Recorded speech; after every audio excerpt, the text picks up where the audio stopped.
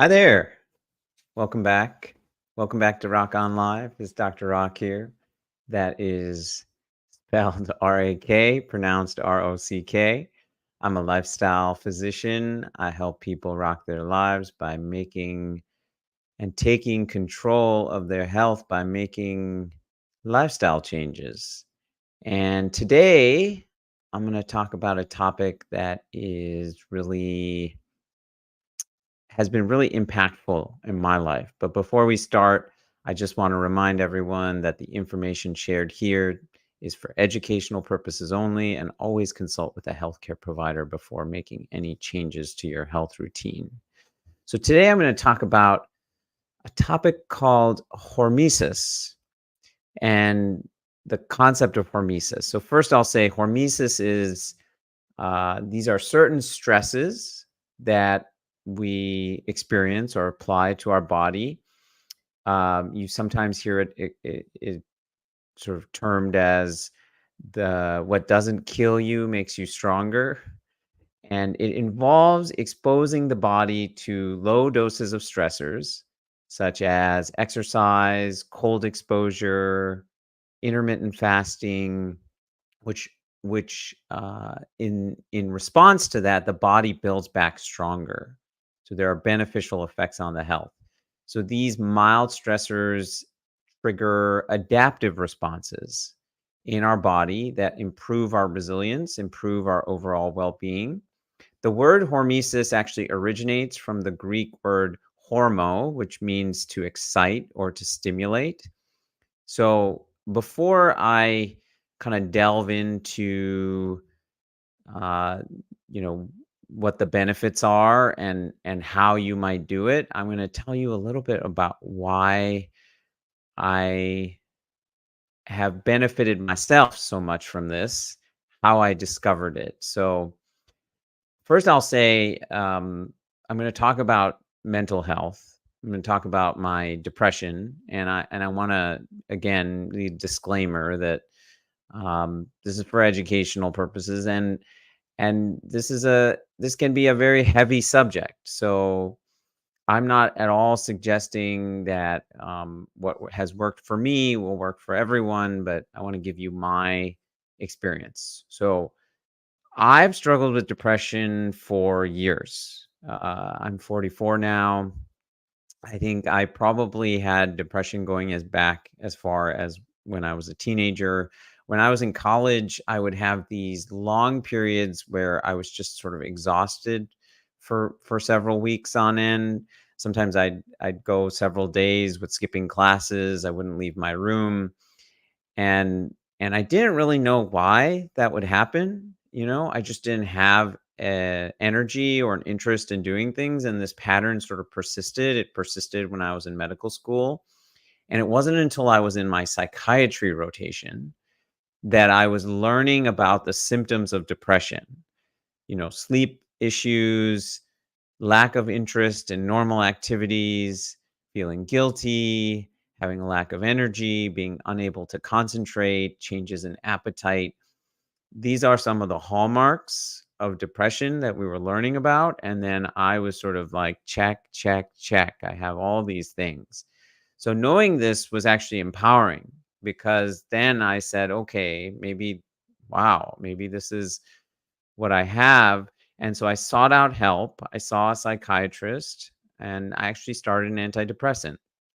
And for the first time in a long time, I I would say this is how I describe it. I felt normal. It's hard to describe if you haven't experienced it, but it was like, when everything looks black and white and then suddenly the color comes on, or everything is muted and then suddenly the sound comes on. And, you know, I so I want to say that I think medications have a place. They certainly had a place for me. Um, I also want to say that I took medication for many years, and and didn't I didn't really get at the root of the problem.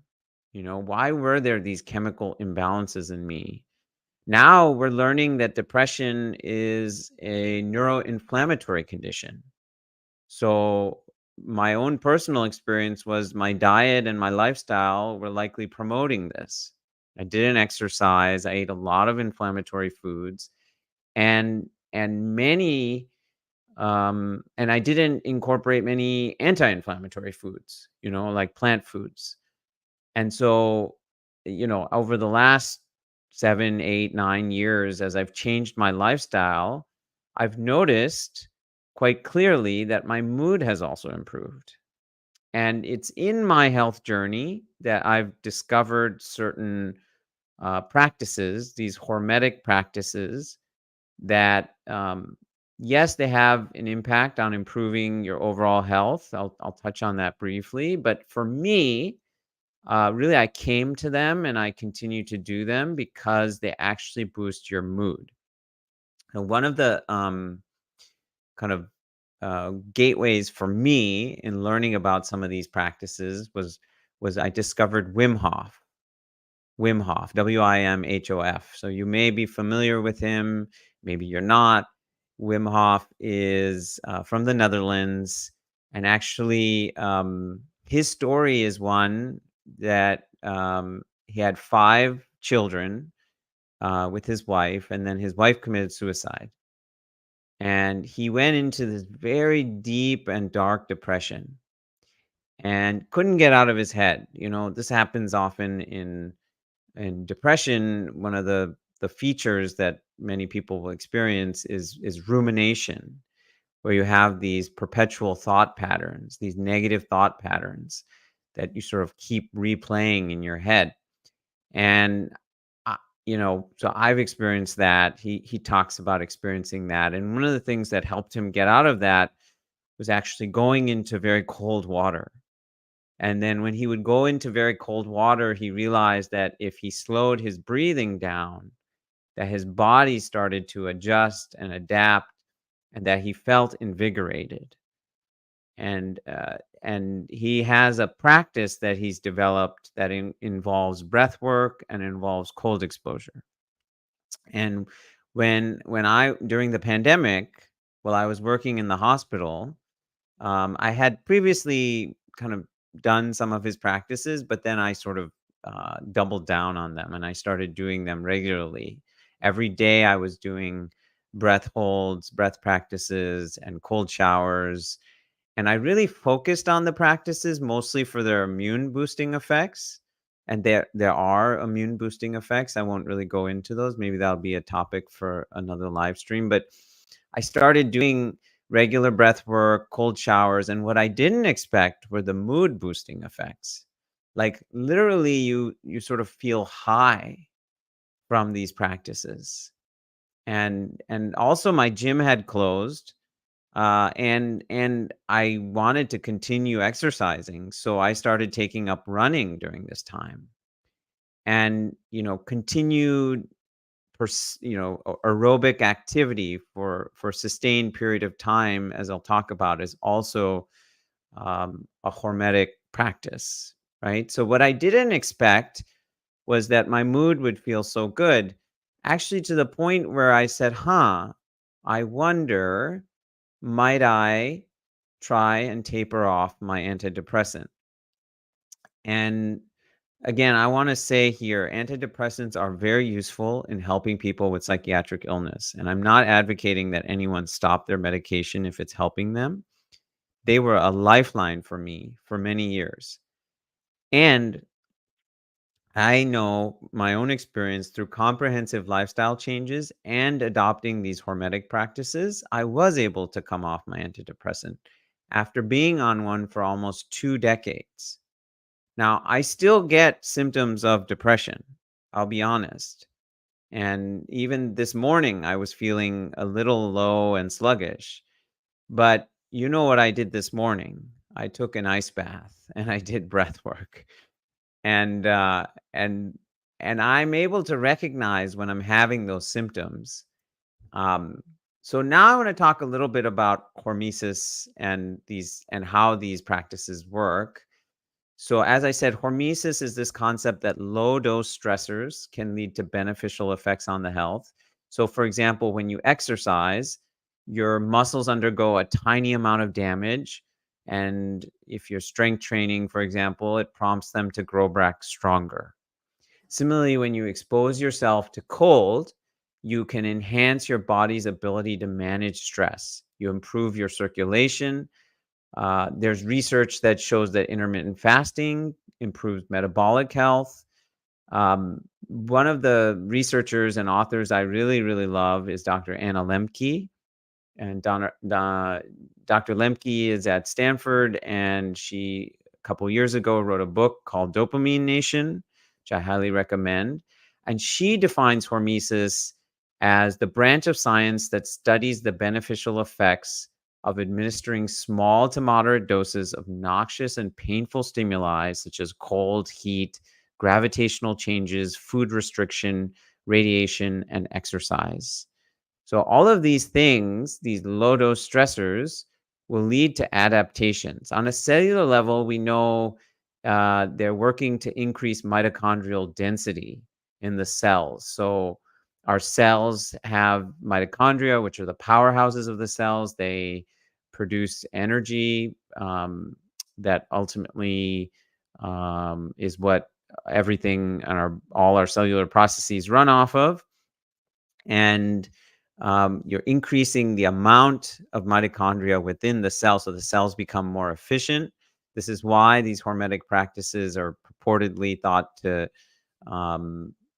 benefit our overall health and longevity.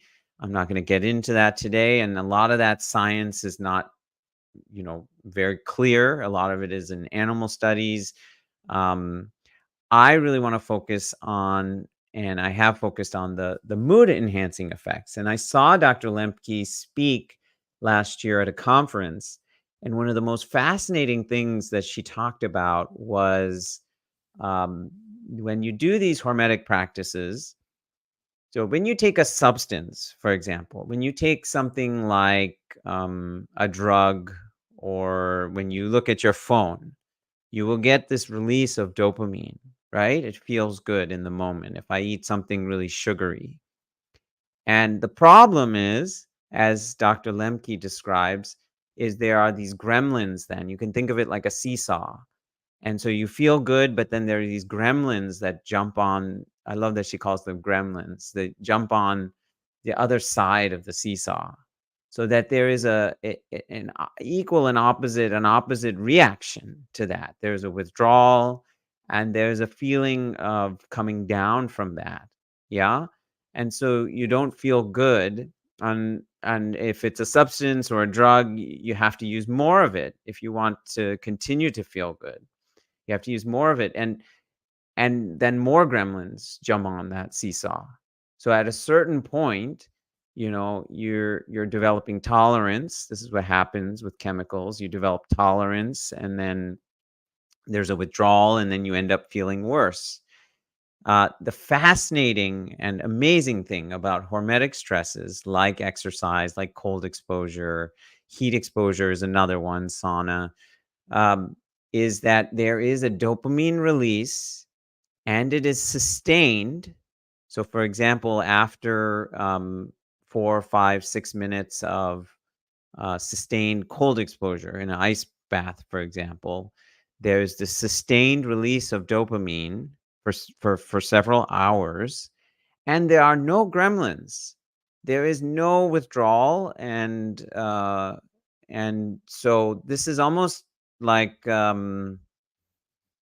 would say it's a natural high, but it's without the consequences, without the kind of negative drawbacks.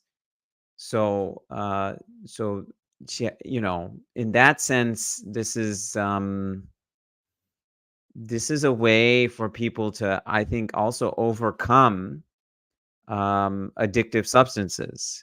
And there is increasing research that these practices can help people who are withdrawing, who are overcoming addictions. For example, there's research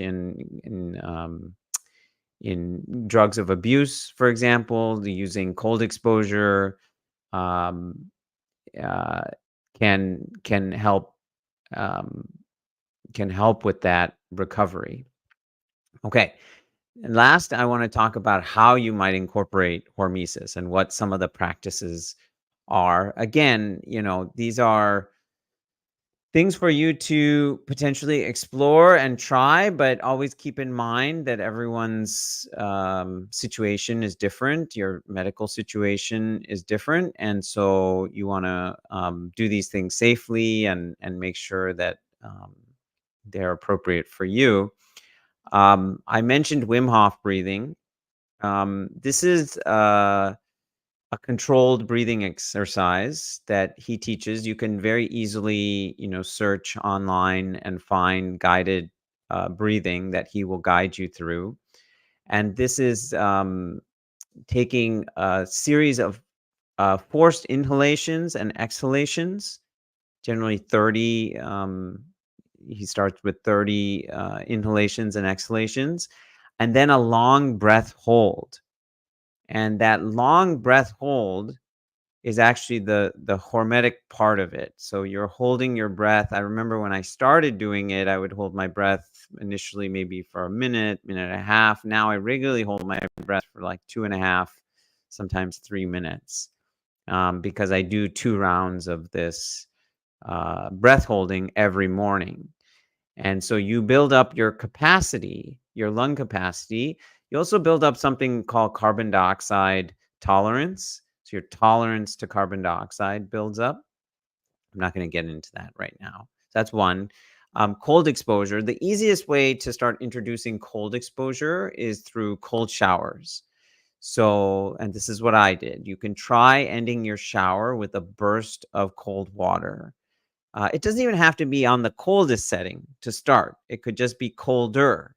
And it could even be for 10, 15 seconds, right? But the idea is that you're getting this burst of cold.